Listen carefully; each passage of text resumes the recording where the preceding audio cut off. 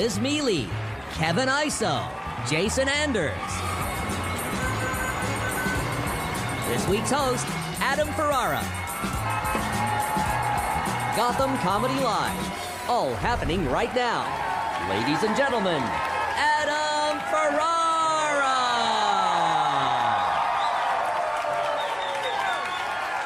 Thank you so much, folks.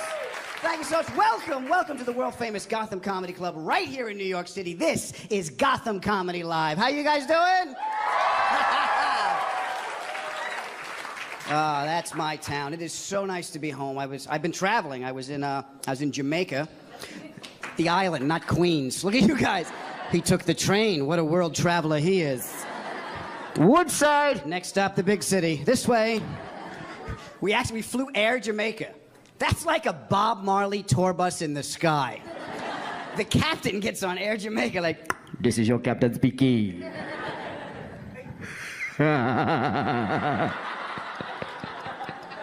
Don't look at me, man. Don't look at me. I can't do it now. I'll call you back. This is your captain again. I apologize for that drop in altitude. I saw a cloud and thought it was a chicken salad sandwich. It was nice. I'm not a big drug guy. I took acid once. Yeah. Then I assessed the damage to my car and thought, this isn't a good idea. I took acid. I was driving in Ohio and I swerved to avoid the pyramids. You have to do something when the mummies are chasing you. Oh, they're slow, but they're persistent. They're still here and the steering wheel's melting. I was off at ecstasy the other day. Yeah, at my age. I can't even have dairy. Are you kidding me? That's what I need, is 6 hours with glow sticks. Like, na, na, na, na, na, na, na. I can't even take medication. I have ADD. I don't know if you noticed. And I had it before it was cool. You know, now if you're a kid and you have ADD, they give you speed. Isn't that nice? You get amphetamine. Like, I can't focus. I'm up. Let's read. 1 fish, 2 fish, red fish, blue fish, done! I do nothing anymore. I can't. Everything's got to be health. My wife, she's a big health nut, so everything in our house is organic. A lot of organic foods. It's healthy, but, you know, at least it's expensive and it tastes shitty, so that's good. We spend a lot of money on food. I don't want to tell you the name of the supermarket we shop at, but it rhymes with Whole Foods. Have you been there? Have you been to that house of gluten-free bandits? It's a gluten. You can't have gluten. Nobody really knows what it is, but it'll kill you.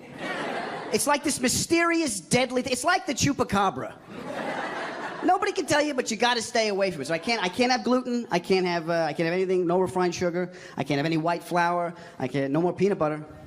No, my wife says no more peanut butter. Well, there's a lot of reasons. Main reason I can't have peanut butter is I stopped arguing with her. Oh, I put up a fight for a while. I was like, why, baby? Because there's mold in the shells. Baby, I don't eat the shells. So we tried the natural. You ever try natural peanut butter? That's nice. You open it up and there's a BP oil slick on top. That's really not their fault, so what am I making a big deal out of it for? You have to stir it. Oh, I'm sorry. Do I work for these fucking people? Is this charge me a lot of money? No, it's all right. I'm here. I'll finish your job. That's Let me tell you something. Skippy was always ready. Skippy was there. Skippy was my pal. Skippy knew me better than I knew myself. I'd sneak in the window late at night, try not to wake anybody up. I hear Skippy in the cupboard like, "You're drunk again." Yeah. Well, come get me. "Oh, I got my spoon, you crunchy bitch." Happy relationship every time with me and Skippy. Now I'm like some Amish farmer with an impatient wife. Is the butter ready, Jebediah? Silence, woman. So I can have... I asked this, that didn't last long. There was one jar of that before I threw it out the window. I said, "All right, honey, what can I have?" She goes, "You can have raw almond butter." I go to the store, $17 for that much raw almond butter. As a younger man, I spent less money on cocaine. I refused to buy it. I came home and she bought a machine now so we can make our own almond butter. So I read the instructions. I make my own almond butter, but I put bourbon in it. Oh, it's great. A sandwich and a half. I don't give a shit about anything anymore. She came in the kitchen the other day. She's like, "How was lunch?" "It was great, baby." And I didn't stir shit. So I can have the almond butter. I can have brown rice, leafy green vegetables, a lot of kale chips. Kale chips. Do you ever have kale chips? If you've never tried them, lick a shoe. Same thing. Same thing. I tried to give them to my dog. My dog won't even eat it. She was like, My wife has my dog on a raw diet. She wants everything natural, so my dog eats raw, organic bison. Because naturally, that's what a 9-pound Jack Russell would hunt in the wild. My dog would take down herds of buffalo if I let her out. This fierce predator I have. You slam the door, she gets scared and shits on the stairs.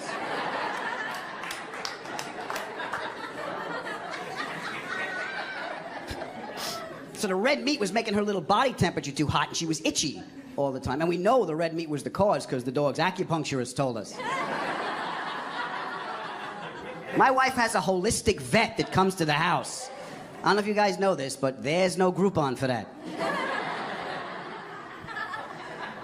So she said we had to switch her diet from the raw red meat to raw turkey. And the only turkey my dog will eat, we tried them all. The only one she's gonna eat is the kosher valley all-white meat turkey. I had no idea my dog was Jewish. And observant. Who knew she was observant? I should have figured out it's that because she barks in Yiddish. Feh, feh. What is that, bison? Feh, too hot, can't eat it. Feh. Get the ball. You threw it, you go get it, I should fetch. So we're all eating healthy now. Now I have to work on my attitude. Yeah, my wife wants me. She doesn't get it, my wife, because she's from Northern California. She grew up in the wine country, you know. Oh, look, grapes. I grew up here in New York, where kindness is greeted with suspicion. Yeah. Would you like some coffee? Why? What's in it?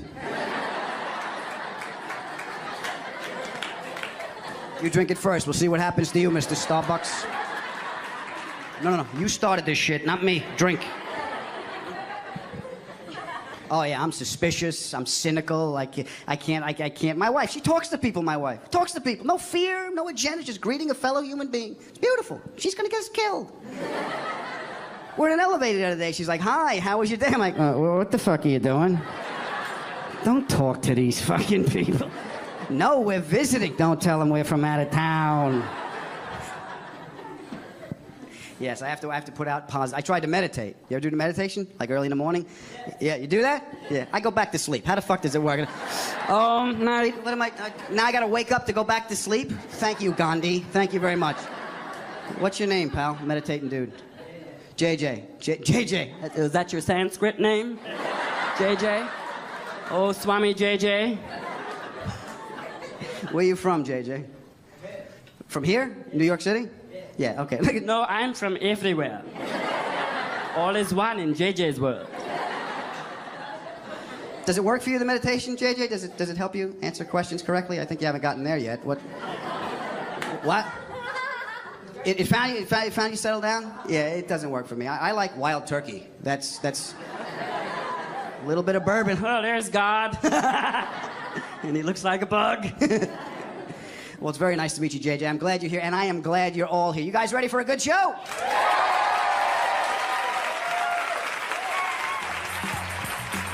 We're going to be right back. We got more for you. See you in a little bit. Stay tuned for more laughs on Access TV. Live from the Gotham Comedy Club in New York City. Eddie Pence is taking the stage when we return.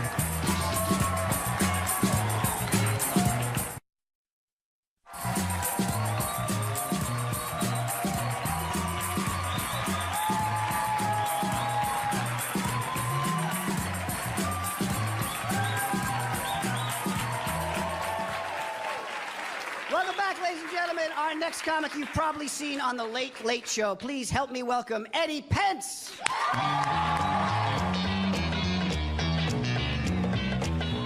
Hello, everybody. How's everybody doing? Awesome. Good stuff. Settle down. I recently had an epiphany. I found out what type of person I was. It took me a while, but I figured it out. I found out what type of person I was last week when I watched our dog dry hump our kid. for 2 minutes before I got up off the couch to find a video camera. That's who I am. That's me as a person. Thank you. That deserves applause. I like being a dad, though. I like watching my kid grow up. I like watching him go through phases. He's going through a phase right now where he likes to tell me who and who does not have a penis in public, louder than me on this microphone. We were at Hooters recently. Kids eat free on Sundays. Hooters waitress walks by, loud as it can be. She doesn't have a penis. I'm like, I know. Good call. Inside voice on the penis talk, okay? But good, you nailed it. Good job. 2 seconds later, do you have a penis? I know. 2 for 2. Good job, but seriously, inside voice, penis talk. Mommy doesn't have a penis. I know. Mommy doesn't have a penis. I don't like mommy. Why don't you like mommy? Because she doesn't have a penis.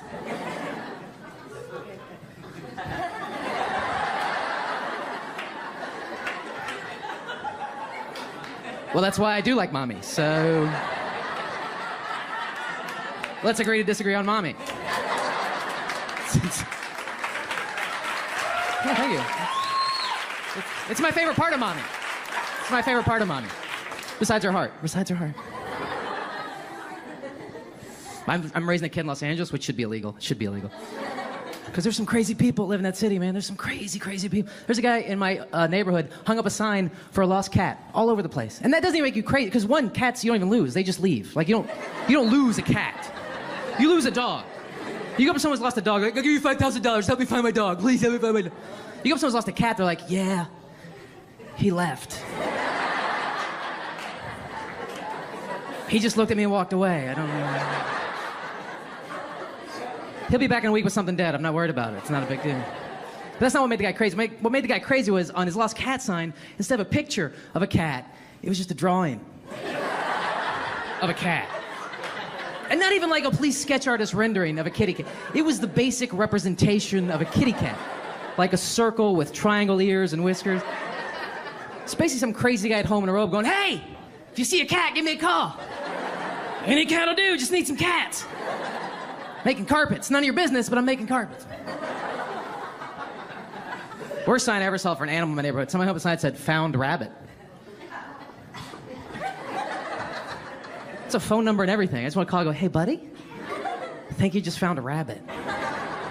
They live out there. Let it go. Who's walking around neighborhoods? Rabbit, you must belong to somebody. Let me take you home and fight. Why are you fighting it? Stop fighting it. Just trying to help you, rabbit. Idiot. Dumbest sign I ever saw for a lost animal. Someone hung up a sign that said, lost bird if found, please go. Well, your bird flew away. It's... Why do you think of a sign that says lost helium balloon? It's fucking gone.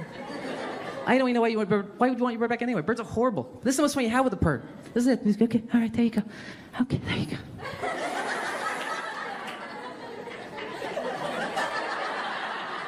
Okay, let's put you back. All right, there we go. It's the worst $6 I ever spent. That's if you get the thing out of the cage to begin with. Get out of the cage. Get out. Get out. I want to play with you. Get out. Carl! Carl! Lost bird and found, please go. Any animal you have to keep in a cage is not a pet. It's a detained animal. If its first instinct is to flee, not a pet. If you'd rather be in the woods alone, away from you, not a pet.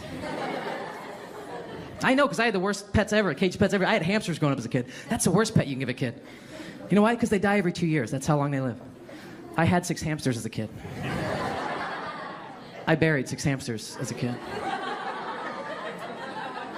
You want to teach your kids about heartache and loss? Buy them hamsters. Life lessons early. I don't know why they call them hamsters. They just call them tiny tragedies. That's all they are. They're just little tiny tragedies you bought your kid. I'm like, there you go, Billy. There's your tiny tragedy. Have fun with that. I'll buy you another one in 24 months. I'm not doing it to my kid. My kid's getting a pet that lasts. I'm like, there you go, Billy. There's your sea turtle. Have fun with that. Remember, your grandkids have to feed him. So, yeah, I know it doesn't have a penis. Just play with it.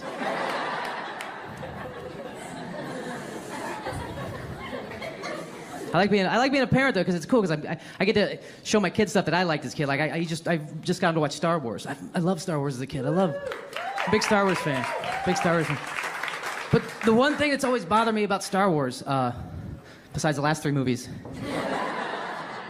were Jedis. Every Jedi was a badass. There was not like one slacker Jedi in the whole galaxy. There was not like one C- Jedi that kind of just... There wasn't like one Spicoli Jedi that kind of cheated off the Asian Jedi to get through. There wasn't like one...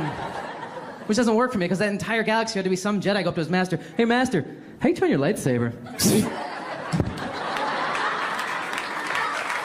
Thank you. Thank you. Thank you. That was almost worth my xiphoid process for that. Thank you very much. Thank you. Anatomy. My favorite character in Star Wars was Han Solo. I loved Han Solo. Because he was such a dick. He's just such a dick.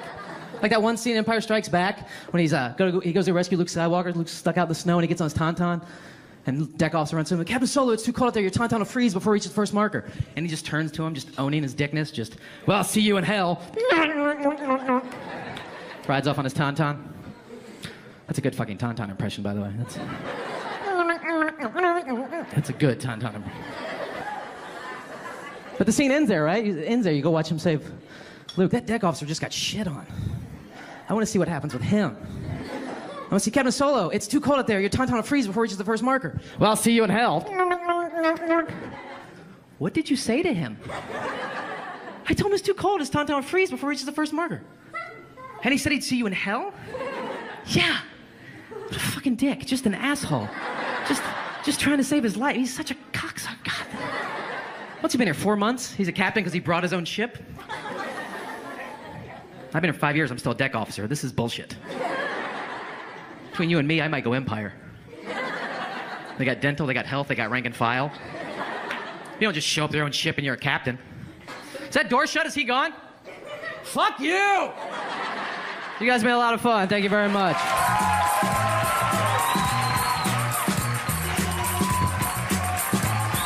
Stay tuned for more laughs on Access TV. Live from the Gotham Comedy Club in New York City. Liz Mealy is taking the stage when we return.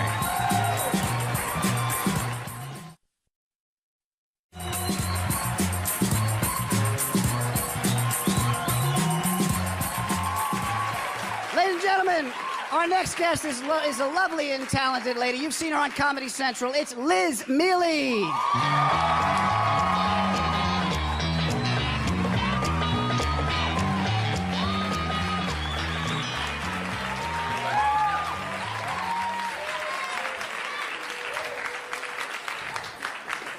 You're right. It's fine. I've lived in New York City now for 11 years, and I don't have a gay best friend. That's weird, right? Like, I went to art school. That's where they come from. And the problem isn't I didn't have any gay friends. The problem is I had too many gay friends, and I think, as we all know, you can only have one because they're exhausting. So I was trying to narrow it down to the best gay guy. You know what I mean? Like the guy that would look into my eyes and know my shoe size, like they do in the movies. But nobody sits an adult New York City woman down and teaches you the truth about gay men, which is that they're just dudes. Did you know that? They're just dudes like any other dude I've ever met. I'll give you an example. When I was like 19, 20 years old, I was at a party with my friend Ryan. I'm just getting shit-faced. Out of nowhere, Ryan grabs my boobs, starts shaking them, and laughing. I was like, what the fuck, dude? Don't touch me. And he's like, whoa, calm down. I'm gay. I was like, how's your gay make me not molested?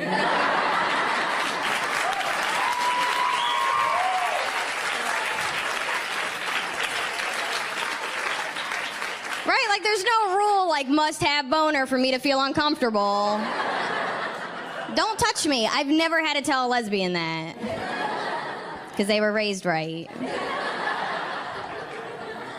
I'm trying to date. I recently joined a free online dating website. I joined OkCupid. I'm glad I joined OkCupid. I learned a lot about myself. Like, I learned that I'm a girl.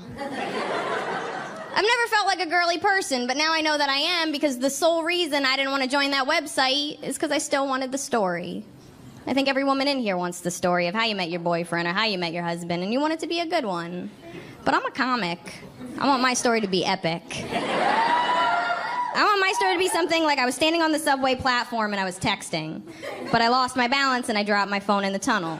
And then as a train was coming, this dude jumps in the tunnel, nearly gets hit by a train, jumps out, hands me my phone, and his name and number are already in it.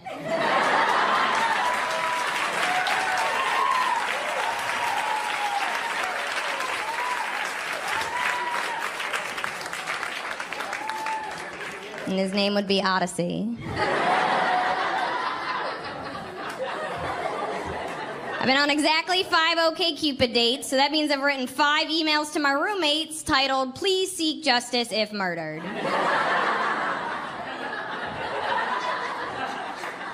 For anybody that is trying to online date, I want to give you some hope. I did meet a dude online. It didn't work out, so it's a weird way to give hope. But you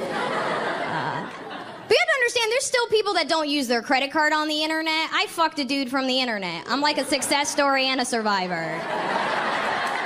I want a t-shirt. I think he was my boyfriend. He always texted me back. If you want to know anything about the modern woman, if you text me back before my friends do, you are my boyfriend. That's how that shit works now. But it's because of him I found the one benefit of online dating, which is he was the hottest man I have ever dated in the history of my life. So everybody I've ever dated was over here, and he was over here with like kittens and rainbows and other things I enjoy Instagramming. And it's strange, because I think most people know that when you meet somebody in person, you connect. And it's through that connection that you build an attraction. And it's through that method of dating that I have accidentally dated a lot of ugly men. But you can't do that online. There's nothing to connect with. If you've never online dated, this is exactly what happens. You go through a really bad breakup and you're single for like a year. And you get really sad, and your friends are like, "Oh my God, you're so sad. Maybe you should do that over there with the other sad people." So you make new friends, and they introduce you to online dating, even though it's never worked out for them. So you go home, you make a profile, you cry, and you judge the shit out of people. You do, it's really easy. You go, "Oh, those are your eyebrows? I'm not doing that. I take care of my face, maybe you should take care of yours. Oh, you mountain climb, that looks really fun. I'm not doing that. I don't have the energy or the time or I'm not gonna fuck you and then mountain climb. That's a really long day.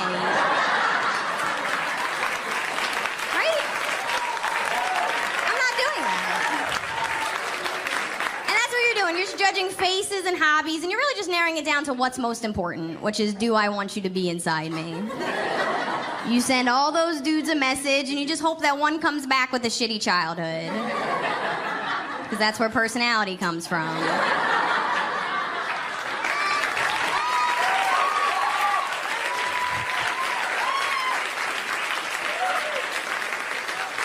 That's why I've been so charming. I'll leave you with a story. I am the oldest. I'm the second oldest of 5 kids, and I'm really close with all my siblings, but I'm especially close with my little brother Sam. My little brother Sam is about 10 years younger than me. And the thing about Sam is he's only known me as a comedian. So it kind of has shaped my life being a comedian. I'm very honest. I've never told him a lie. I just kind of tell him as it is. And I always thought that was really cool about our relationship until pretty recently when I found out that we don't have boundaries, and those are important. This is how I found out. So a couple months ago, my little sister and my little brother were living together at the time, and I walked in on one of the weirder conversations for an older sister to walk in on. I walked in on my little brother telling my little sister, like, those funny sexual position jokes. Do you guys know what I'm talking about? They always have a title, like the rusty trombone. It's always something fucked up, like you come in her eye and it's called the pirate. Shit like that. So this is the one I walked in on. Is a dude fucking a girl from the back, but that dude leaves. Another dude starts fucking her, but the first guy goes in front of a window, waves to her, and it's called the poltergeist. And he's laughing, and he's like, "Isn't that funny? You're a comedian. Isn't that funny? That's so funny. Isn't that funny?" And I was like, "No." Male-dominated field for 12 years. I've heard every fucked up thing you can do to a woman, and it's always something that ruins her hair, and I'm not okay with it anymore. I really care about my hair. So I decided, as someone who essentially travels the world and does spoken word, that it's kind of my responsibility to spread feminist sexual positions.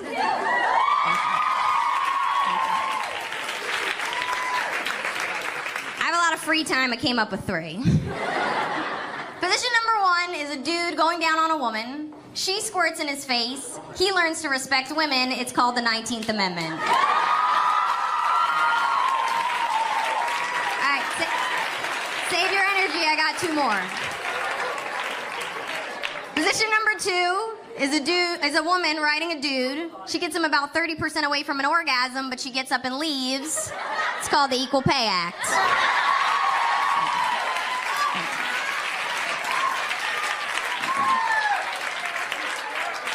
Position number 3 is my favorite. It's just a woman masturbating in a kitchen. A dude walks in sad. It's called Make Your Own Dinner. I'm Liz Mealy. Thank you so much.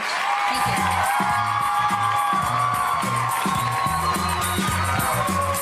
Stay tuned for more laughs on Access TV, live from the Gotham Comedy Club in New York City. Kevin Iso is taking the stage when we return. Welcome back to the Access TV presentation of Gotham Comedy Live. More laughs right now.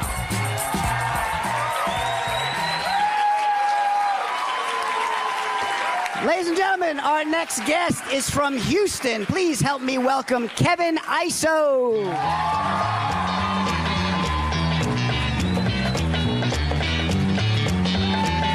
Yeah. Thank you. Thank you guys for clapping. This is my favorite time of the year. I'm glad that it's getting cold, cause I ain't really like the summer at all. That's not the joke, but all right. It's not that I didn't like the weather. The weather was fine, but in the summertime, it's just too many people wearing sandals, and everybody don't got the feet for sandals. You know what I mean? It's way too many people with regular lives and homeless feet walking around, and I ain't like it. I hate feet. For me, feet are like the first and last piece of bread. Like, I know they there for a reason, but I'm never gonna put them in my mouth. You dig?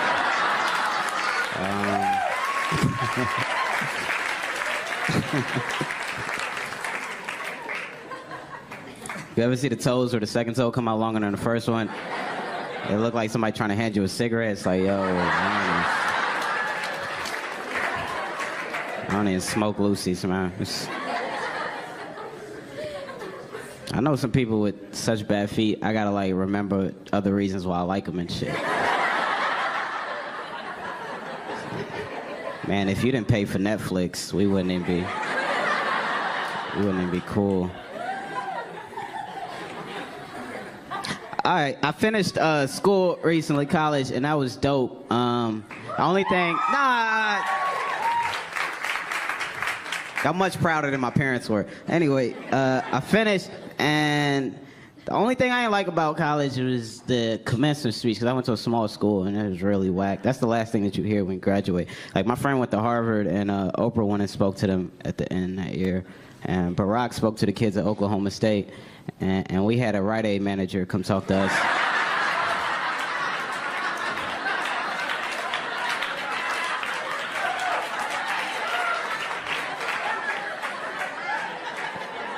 And he still had his outfit on, like, I gotta get back to work after this, but we not hiring. I was like, why the fuck you show up?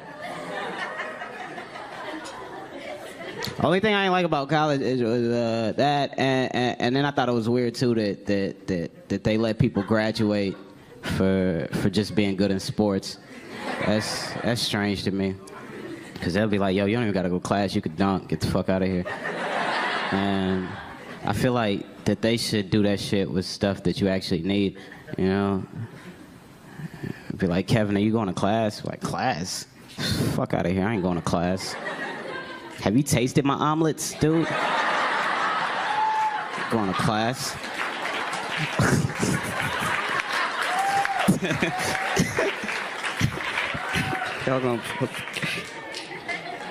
I used to get rejected a lot when I was in school, by girls because I had a flip phone and they would assume I was broke, and they were right. But I think I only like the way that society be looking down on people with flip phones. I do it sometimes too, man. Like, I used to work in this bar, and people would come in and be like, hey, y'all got an iPhone charger, which is normal. But one time this dude came in, he was like, yo, y'all got a Motorola Razr charger? I was like, nah, man, we don't. We also don't have any Ashanti albums. It's...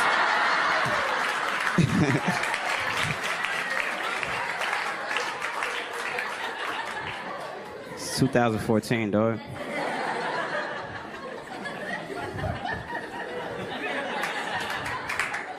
Liz was up here talking about online dating. I don't do that. I think it's very disingenuous and stupid. I had a profile though, but I wasn't getting any messages, so I created a girl's profile to see what my competition was saying.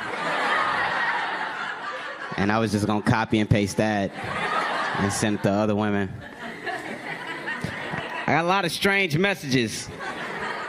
A lot of strange stuff. I got a poem which I thought was very creative, but I don't think the dude wrote it. It's a poem anyway. He was like, shall I compare thee to a summer's day? Thou art more lovely and more temperate. Rough winds do shake the darling buds of May, and summer's lease hath all too short to date. So long as men can breathe, their eyes can see. So long lives this, and this gives life to thee. For I hath not much, yet thou alone would make a man rich. And just in case thou were pondering, here's a picture of my dick. And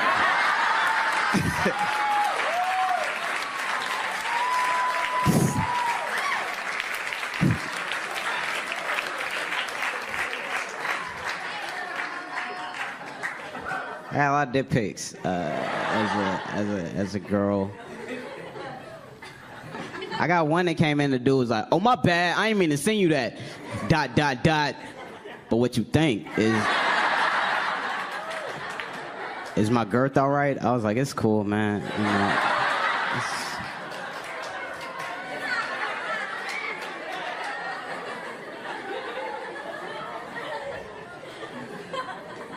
I didn't smile in any of my pictures. I used to hate my teeth. I used to hate it a lot. Not innately, but it was just girls would make fun of me when I was in school. You know, I remember one time this girl was like, "Oh, Kev, when you gonna get braces?" And that shit hurt, cause we wasn't even talking about appearances. We was at lunch talking about why chicken nugget day was so much better than pizza day. And she just dropped that question on me like my teeth were ruining her lunch. And I looked at my friends for help, like, yo, y'all gonna tell her to chill out? They was like, nah, that was a valid question, man.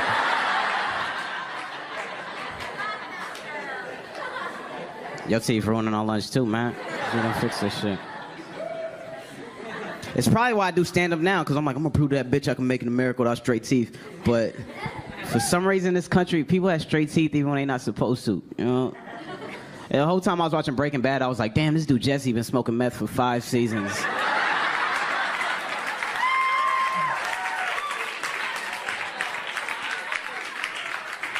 And his teeth look better than mine. This is not fair, man. I don't even want to really fix my teeth now that I'm older.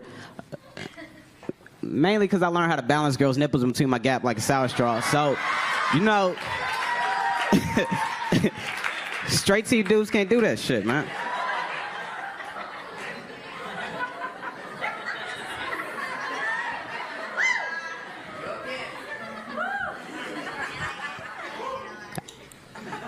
I'd have to like listen to a lot of rap music and shit to get over it. That was my main thing. I love rap. Some people would be like, man, rap music is dangerous. I don't really feel like that. You know, the most dangerous part about it is like if you listen to too much, you start to believe that you're somebody you're not. You know, me and my little brother listen to the same music, and we two different people. It's a song by Gucci Mane that I like a lot, and in the song he goes, throw a grenade in the room, watch all your partners kaboom.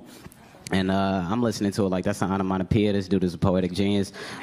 My little brother's listening to it like, yo, where the fuck they be selling grenades at? Because I need to blow some people up. He really think he a gangster, which is like scary because I grew up with him. And I know him. Like I went home the other day, it was like, yo, Kev, the only 3 things I care about is my gun, my dro, and my Instagram likes. But I'm like, dude, you still got Pokemon cards underneath your bed. What the fuck are you talking about? You can't be hard with a holographic Jigglypuff. You can only be hard with an Onyx or a Geodude. It's facts.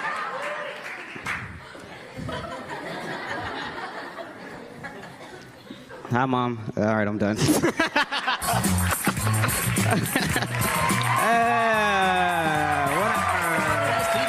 live from the Gotham Comedy Club in New York City.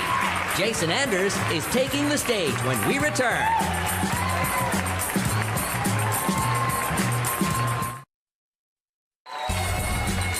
Welcome back to the Access TV presentation of Gotham Comedy Live. More laughs happening right now. Ladies and gentlemen, from HBO's Bad Boys of Comedy, he's from New York City. Here's Jason Anders.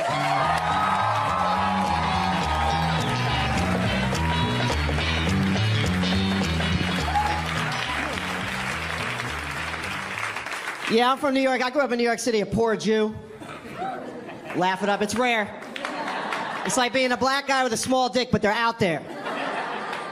Now, I'm not religious. People always ask me, how do you claim to be Jewish if you don't follow the religion? Easy, like religion's a small part of Judaism.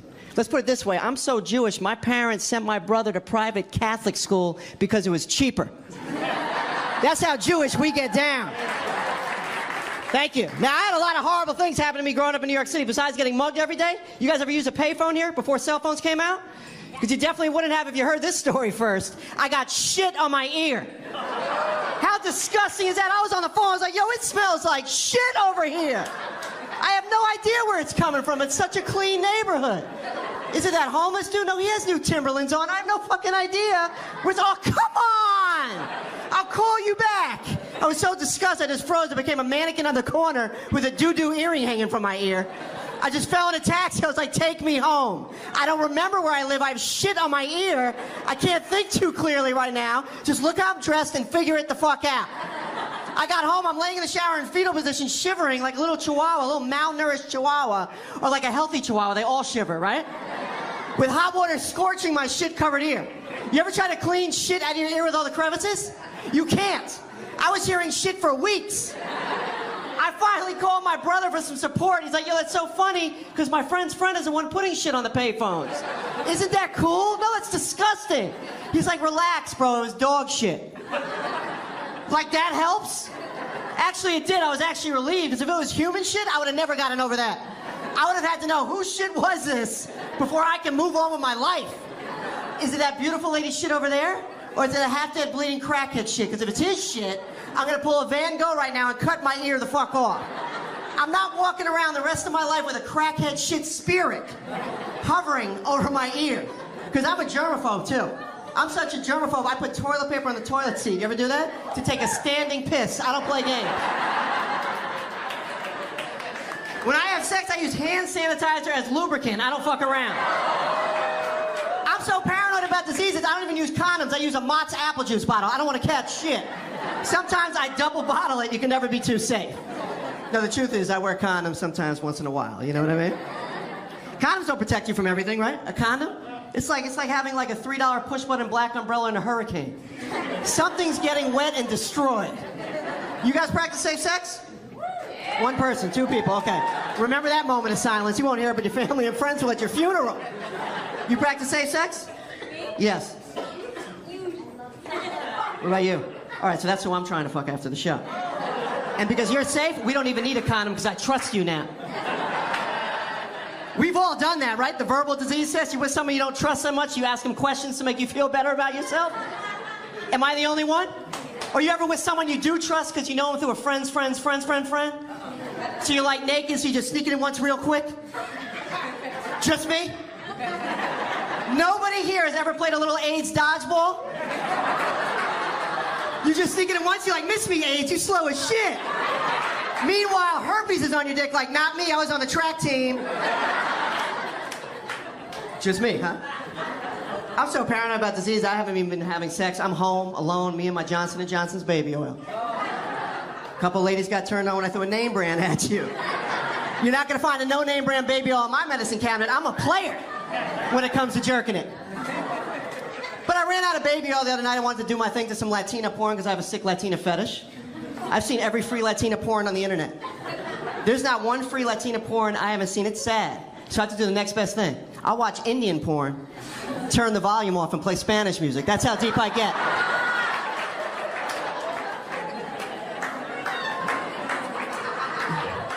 That's how deep I get right there. So anyway, I get to the pharmacy. Now I know the girl behind the counter, so now I'm paranoid that she knows what I'm using the oil for. So I play it off. I'm on the phone with my girlfriend the whole time. I'm like, so what do you need again? Johnson & Johnson's what? Baby oil? Never even heard of it. Excuse me, miss, do you have any, what's it called again? Johnson & Johnson's baby oil? Then my phone rang. I was like, oh, this is some bullshit.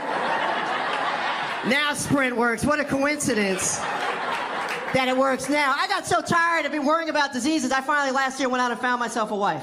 Thank you. Don't clap, it was somebody else's wife.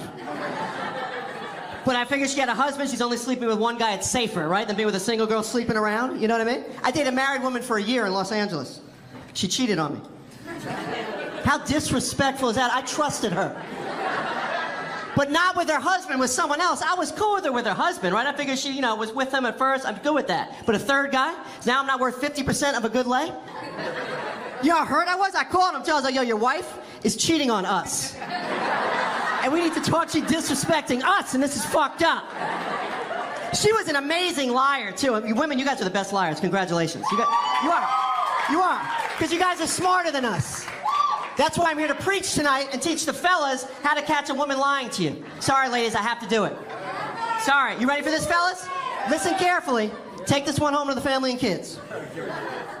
If she tells you you have a big dick in a perfectly clear voice while it's in her mouth,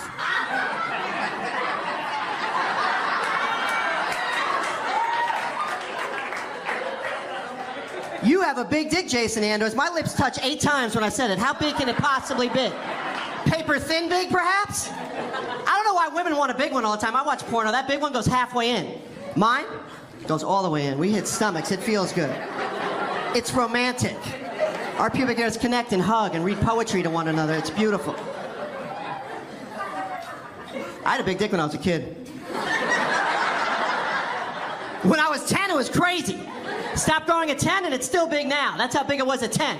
I remember all the kids at sleepaway camp had a penis contest. I don't mean to brag, but I was the champion. Probably because I was the only counselor who entered it, but whatever. You got to do what you got to do. You got to do what you got to do to win. I'm competitive. Now, I grew up in New York City my whole life. I've traveled the world doing comedy. New York's still my favorite city. It's the most open-minded city I've been to. Mixed couples can walk down the street holding hands. Gay people can hold hands. No one bothers them. I don't understand guys who hate gay people. That's a waste of energy. That's a waste of energy. I love gay men. Let me tell you why. 99.9% of gay men are good-looking and in shape. Keep fucking each other. Stay away from our women. Thank you. Right, it's always your ugly-ass friend that hates them the most. Yo, I can't believe they're gay. That's nasty, yo. You better thank God they're gay. Because if they were straight, you would get no pussy, you ugly piece of shit. I went to the high school of performing arts. I had a lot of gay friends. I had one gay friend who always walked around with his head to the front.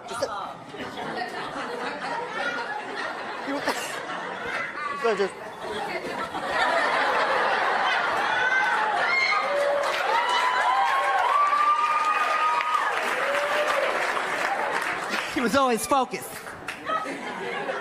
There's so many gay people in New York City, everyone's gonna be gay. Watch. Every comedian will be gay, making fun of straight people. It'll be the opposite show. Right? Just coming on stage, just, what's up, Gotham? I want to thank everybody here for coming. That's coming with a U. Spell it, bitches. Counter clock. Now take the L out of clock, and what do you have? Spell it, bitches. Okay.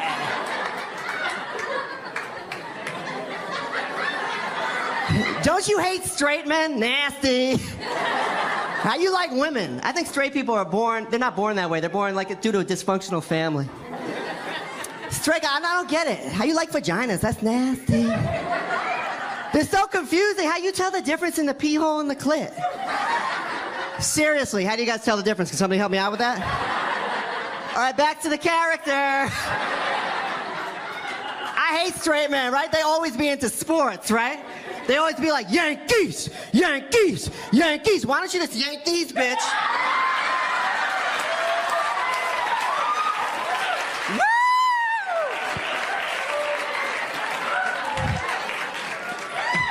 Fuck, I've been doing this character so long I can't even get out of the characters. Anyway, guys, I gotta get out of here. You guys have been beautiful. Thanks for supporting. Keep supporting the show. Jason Andors, have a great night, please.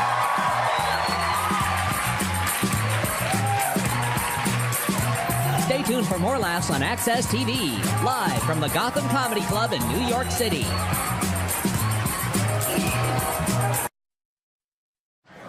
Thank you guys so much.